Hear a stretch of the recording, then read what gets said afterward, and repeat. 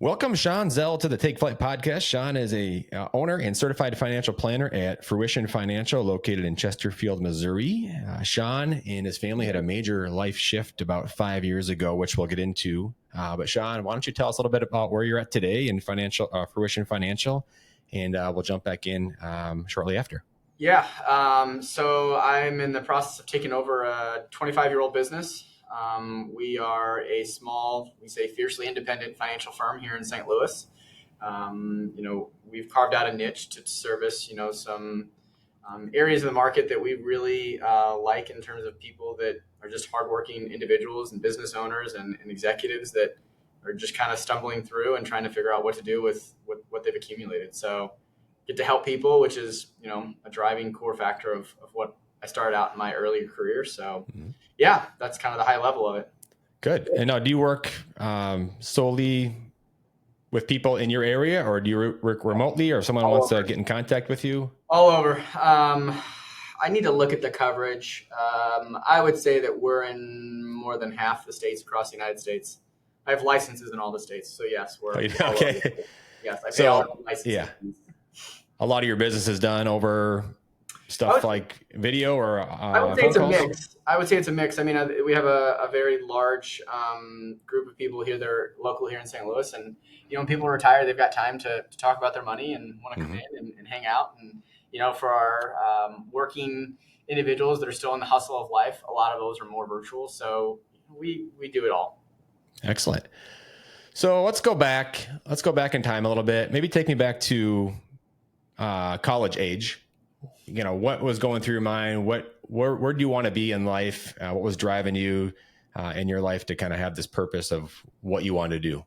Yeah. Well, I started out in food service. I carved out a niche very early on in college that I had restaurant experience. So I worked in, you name the different type of food service outlet, from fine dining restaurant to catering company for 80,000 people. So I had kind of honed a skill set in food service, and then I added the science piece of it from a nutrition standpoint. It turns out those were very rare in themselves. You have dietitians and you have chefs, and type A personality and not type A personality. And they don't usually get along very well. So having one person and only having to pay one person turned out to be very marketable, specifically within professional sports. So before I was even done with grad school, I was actually hired on by what was the St. Louis Rams for an NFL team here in St. Louis. So from there, I did 5 years here in St. Louis with the team. I built a program. The joke is that I really like to build stuff, which is probably why I'm really happy in my role now, because I think we're building something special. But most people don't realize that it's only been the last few years that the professional sports realm has actually spent money and resources on nutrition. We've had strength coaches and all of those other different disciplinaries for a very long time. But I believe I was the second or third full-time dietitian in the NFL. Wow. And so how long ago was that? I'm trying to think. That would have been 15 years ago. Oh my gosh. And you're a young guy. Like, how old were you then? I was 22.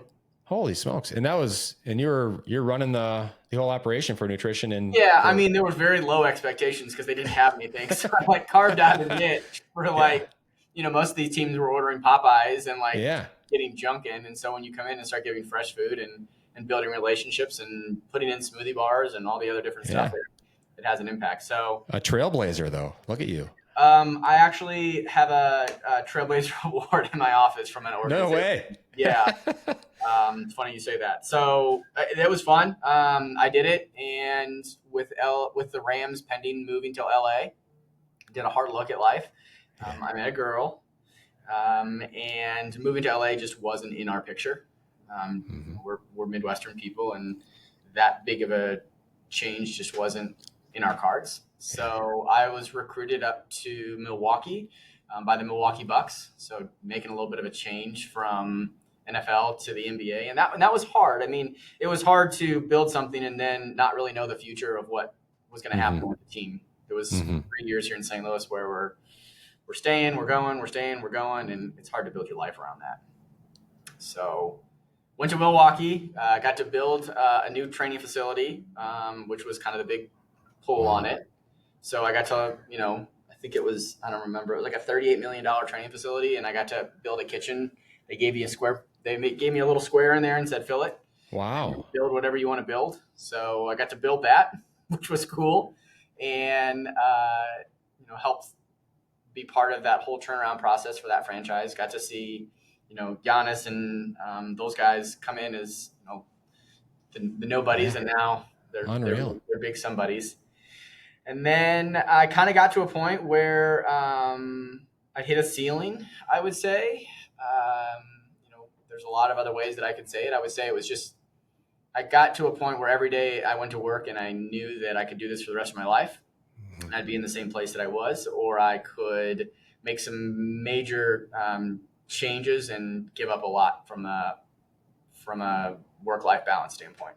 And it's a hard industry to work in, Yeah. Talk about people, I'm sure a lot of your friends that didn't know exactly the day-to-day grind you were dealing with saw or heard like, oh my gosh, you're working as the head guy of nutrition for an NBA team. Like, how great is that? Like, that's a dream job for many, many people. For a 28 to 30-year-old, yes, it's a dream job. You have a kid, and then you start building a family, and it's hard. You're traveling a lot. There'd be days that I'd go in the facility at 6 a.m. and I'd get home at midnight. And at 28, 29, that's really cool. But as you have a little one at home and the physical toll of it, it was fun. I got to do a really, really cool job early on in my life, and I'm very thankful for that opportunity. But I had a real hard look and said, what is it that I want to do? And then COVID happened. Yeah. I think a lot of us went through that, like, what do I want to do kind of phase. My wife was a news reporter. So 2 crazy jobs. She had a crazy job. She was on air. You never saw each other. Yeah, we never saw each other, and now we have a family. And I just got to a point where I felt like it was an unwinnable situation in terms of where I wanted to go and what I wanted to do. And when COVID happened, everything shut down. We continued. So we delivered food to all the players and coaches' houses for, 6 months or something like that. Wow. We were deemed necessary, so we went in every single day. Kind of weird to go to Milwaukee and huge training facilities, and me and my 2 guys were the only ones that were there. Just empty, yeah. Yeah, just empty. A lot of good stories from that time period, and I think everybody has like some good stories. But oh yeah. Then my wife and I looked at each other and we said, this just isn't working. And we made a drastic decision to sell everything.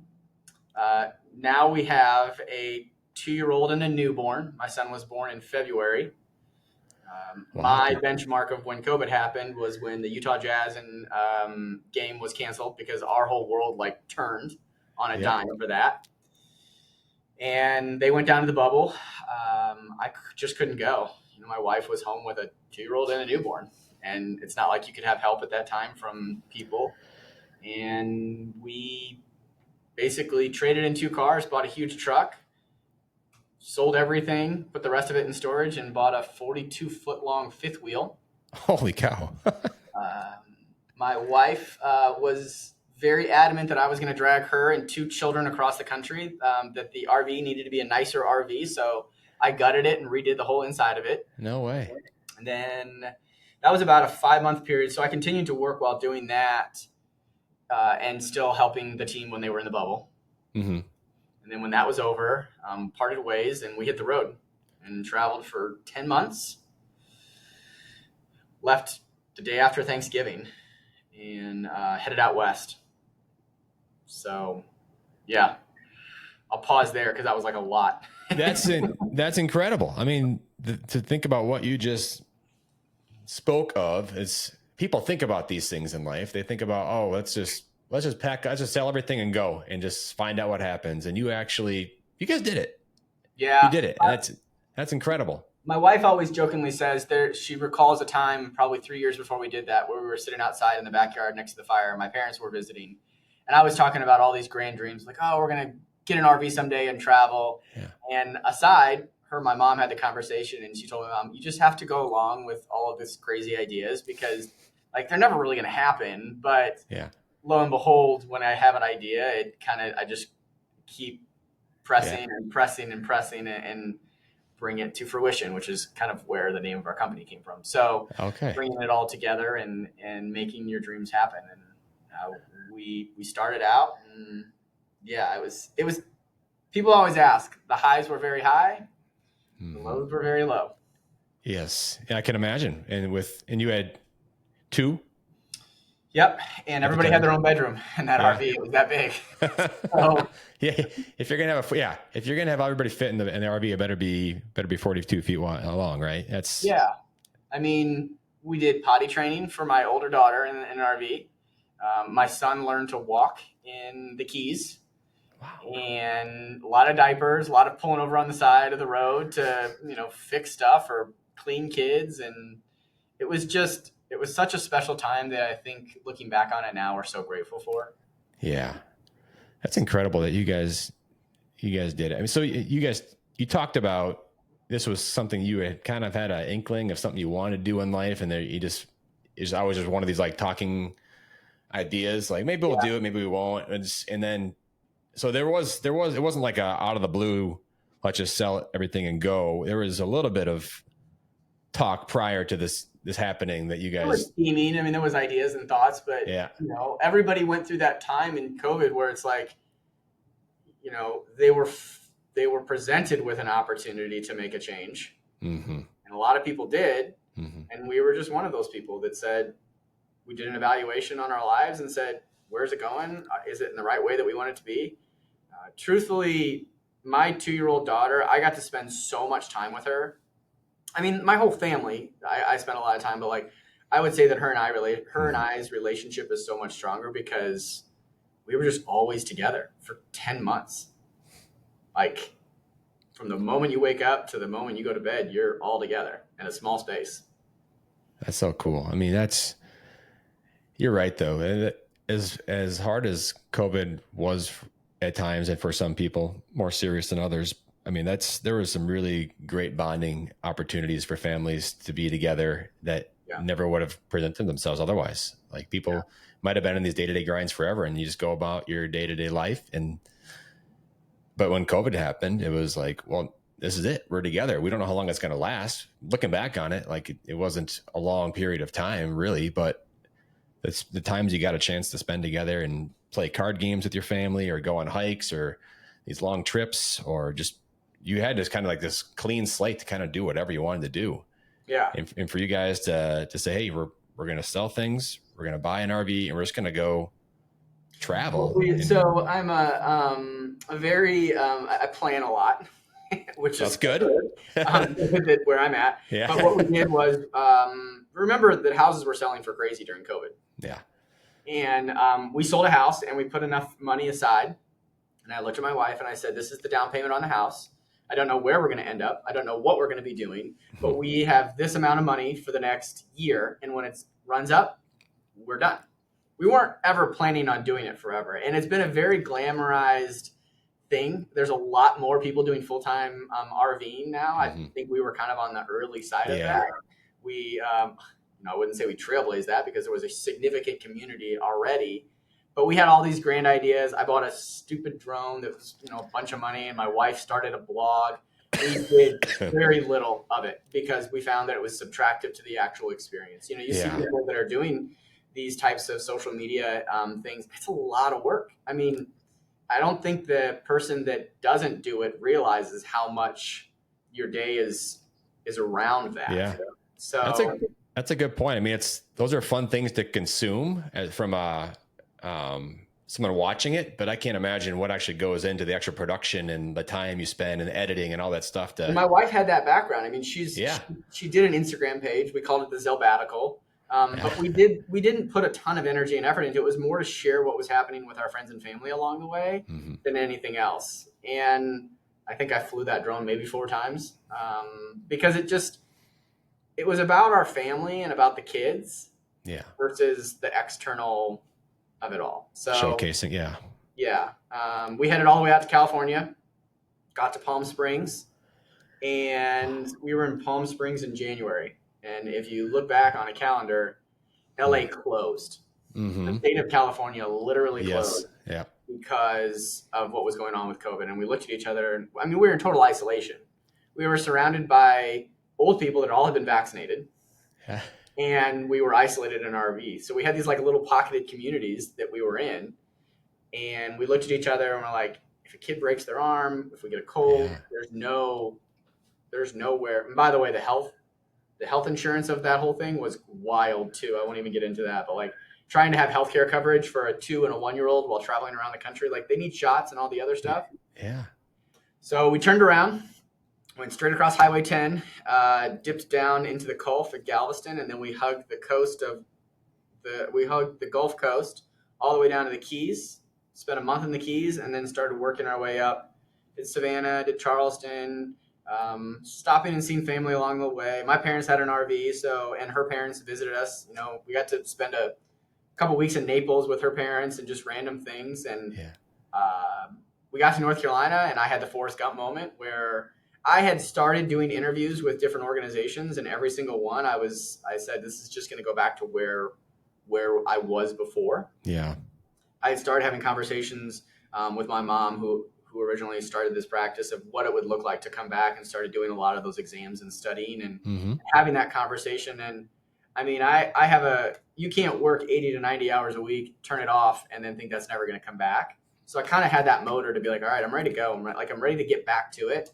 So when I say my Forrest Gump moment, it was like, I'm kind of tired now. We were going to go up to Acadia, but with my daughter pending to start school and trying to get all that, I was like, it'll be 3 months to get up there, 3 months to get down. I'm not going to land back in wherever I go in St. Louis in December.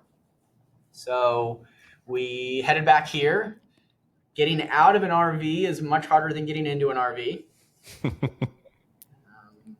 But we bought a home.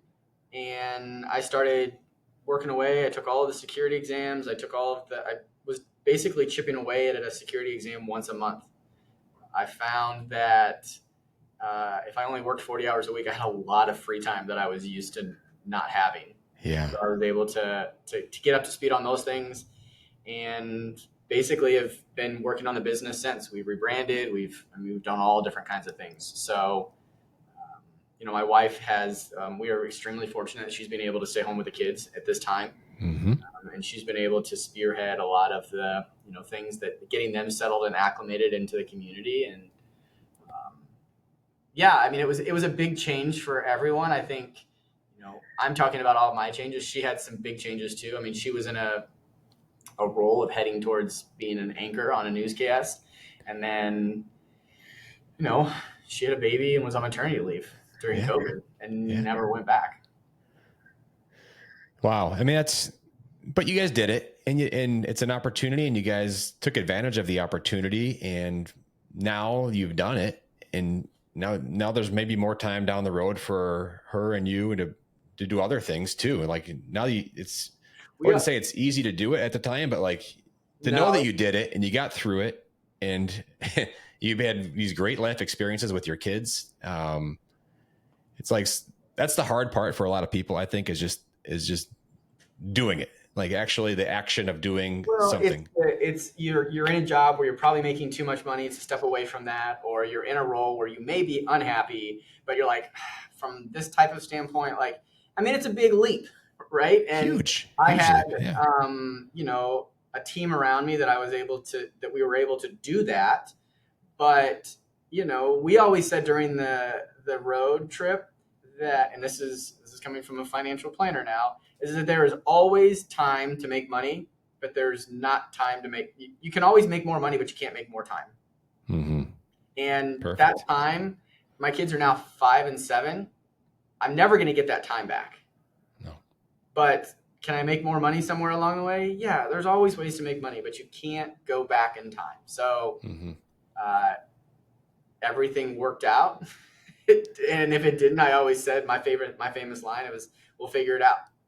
Things would break and stuff would happen. And I looked at my wife and I said, we're going to figure it out. And if you can continue to press forward and know that even when it's like really hard, or something has like beaten you down, or you've faced a really big obstacle in your life, it's not over. You figure it out. Yeah. You and my dad should talk, because that's his favorite. He I don't know if I mentioned this to you before when we spoke on the phone, but his big thing is everything is figure outable, which is very similar to yours. And it kind of puts your mind at ease, and it helps. It's not to say that like things aren't going to happen, but like there's going to be a solution or a way. We're going to keep moving forward. Yeah. If something does happen, like things are going to happen, but when it's figure outable, then it kind of doesn't feel as daunting and as heavy when it actually does happen. I think it kind of puts your mind more at ease. That lands differently on all personalities, because for a while my wife was like, "We're gonna figure it out." A lot of people don't like it. Trust now me. She kind of rolls her eyes and she's like, "I know we will," because I mean, it was, again, it all works out. I got to ask you a question about driving an RV, and I drove an RV about half the length of yours, but people don't know this when they get an RV. How hard is it getting into and out of campsite spaces? With the one that we had, very hard. You have to worry about height. We went through New Orleans. There's a lot of mossy oak trees in Charleston that you're kind of driving and hoping that you don't hit them. You get to bridge underpasses, and my wife is standing on top of the truck making sure that we don't hit the overpass, because it's a big vehicle. It's a house that you're dragging down the road. So the hardest thing that I always look back on is I got really, really good at backing that thing in the last month that I had it. That's when you know it's time. I've conquered this. Yes, I was at the end of it. I was like, oh my gosh, I can put this thing anywhere that I need to. We now have a 23-foot fifth wheel, and it feels like driving a lawn trailer, like a micro machine. I back it in, and my wife's like, "How did you do that so fast?" That was quick. Yeah. I don't have a fifth wheel pivoting and trying to not hit stuff. But the leveling too. I had no idea there's the whole leveling mechanism and getting all that squared away. That's a bear. Yeah, hitching, unhitching, all of those things. It's a lot of work. I had a button on ours that I pushed it and it like leveled itself. Did it? All right. Yeah. We had these blocks we put underneath, and I crushed some blocks, and it was like, what are we doing here? How important is this really? Yeah. Well, it was such a big part of our life that we ended up purchasing one 2 years ago, and we do weekend trips now, or a little bit shorter trips. We're not as drastic, and it's such a special part of our lives to be together and be removed from everything else. Yeah, that's awesome, Shawn. Hey, I got to ask you, and I ask everybody this question. I need to know, just kind of dig deeper into your brain, but are there any like one or two people that come to mind for you that you draw inspiration from, or maybe made you who you are today? Dang, that's like a question you need to ask before you have a call, so I can kind of put you on the spot here. Two people that I draw inspiration from. You know what? I mean, I can think of a couple different people. I wouldn't say it's like I worked for a guy in Denver. His name was Alex Seidel, and I was an intern. The name of the restaurant was actually called Fruition, and he drilled into me just the importance of detail. And I think I'll never forget. We were sitting out back after a service one night, and he looked at me and he said, this is food talk, but he's like, everybody's had, that salad dressing or a fried shallot. You have to do it the best way possible. So focus on the techniques and focus on the detail of it all. And if you focus on the details, the end product comes out incredible. But if you short side things or try to take shortcuts, that's just not what your end product's going to result from that. I draw inspiration from, Anthony Bourdain, his like adventurous spirit. I have a lot of close friends that, just are willing to take those leaps. And I think that, I think about a lot of different people in my life. So I wouldn't say there's like one or two of them, but, depending on the circumstance, I could extract, experiences that I've had from different people. I met a lot of interesting people in professional sports, both good and bad. Yeah. Like any other industry. But that's a tough question. It is on that one. Yeah. It's thinking about professional athletes, and you probably got to see, I'm sure working at the Bucs, you saw the elite of the NBA. You were there when you guys won no? Missed I was it? on the road the year that the Rams and the Bucks won championships. Oh, So I'm super happy for the people that were there. for I think, sure. I tell myself in my heart that I had a small piece of that. Absolutely you Not did. from any type of like braggadocious manner, but like there No. was a lot of, I think people don't realize that when you see a game on the field, there are thousands and thousands of hours that have been sacrificed by the people that you don't see, Mm-hmm. whether it's the media people, whether it's the trainers, whether it's the facilities, the equipment people, all of those people, it's not just them, but it's their families as well. And Mm-hmm. I mean, I always, say a prayer after you see the team get their heart broken in the finals because they came that close. Yeah. It's a game of inches. Yeah, it really is. I'm in food myself, and I'm a big believer in nutrition and food having an impact, how you feel your body. And I'm 100%, I believe that you had a huge impact on those teams just because you're helping change habits for Yeah, a lot of these people. I tell people now it's funny because people listen to you more now when you talk about their financial wellness than their actual like health and wellness. But yeah, I think that if you look back, we had a guy, and I won't say his name, but he had never had a vegetable and never had salad before we Wow. got there, and we just we had fun with it. It's relationship driven, and if you can you can build those relationships and break down those barriers and build the trust. That's how you ultimately move the needle in terms of having an impact on someone's life. Yeah, and they're buying into what I'm sure too people buy into it more when they see the results too. Like if someone starts changing their diet habits and they eliminate something out of their diet but introduce something new, and they see the change in their energy or how their production is on the court or the field, that's like, oh wait, this is actually working. Like what Shawn Yeah. is telling me or teaching me is actually having an impact. A thing that you will hear most dietitians say is that we are support staff, and I would say that's the same thing here. We're never going to take credit for any of those things. We are a small cog in a big machine. Mm-hmm. I am never going to take credit for a game-winning basket. I'm never going to take credit for someone's financial freedom and wellness. They're doing the work. We are just there to help. Yep. No, it's completely right, and that's kind of talking about my brand Take Flyt. I'm not here to tell people to change their life, but I want to spark the conversation and get people thinking about their life and kind of where they're at and where they want to be. And I kind of leave it there. Yeah. And I think having conversations like you and I are having and people hearing it, they're like, wow, that's super inspirational to hear someone tell a story about what they did with their life. And it just gets the conversation going. It gets people chatting more. It gets people connecting and thinking about what they want their life to become. And that's kind of like you. That's kind of what my mission is too, is just a small piece. And hopefully people start thinking about where they're at with their life and where they see themselves being, for the rest of their life. So, I mean, yeah, we talked prior to this call, and I love the idea of what you're doing, and everybody falls back on what makes them feel safe when they do take those take flight moments, whether it's their faith or whether it's their community or whether it's their friends. No one can do those take flight moments by themselves, and I think that's something that you always have to remember is that you're not alone in those journeys, whether it's your wife or whether it's God or whether it's your family, whatever it is. Don't try to do those moments by yourself because we're human. We need each other in those things.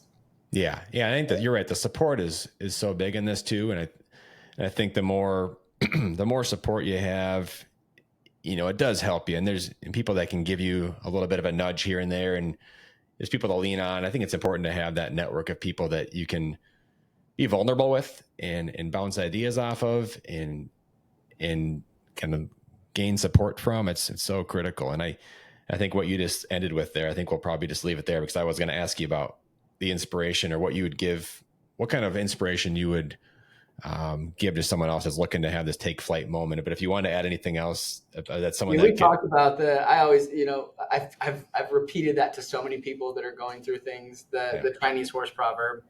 And people can look it up, or I can kind of give a high level of what it is. But the premises of it is that you just never know if something happens to you today, what the impact of that is going to be on your life in the future.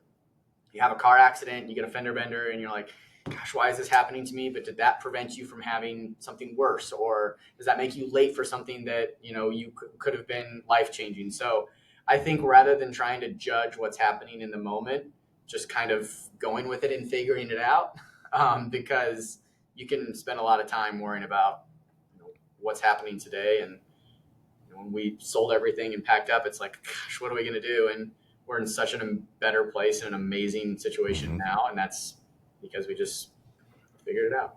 Yep. Shawn, thank you so much for joining the Take Flyt podcast today. Thank you all for listening, and we will see you on the next one. Take flight. Thank you.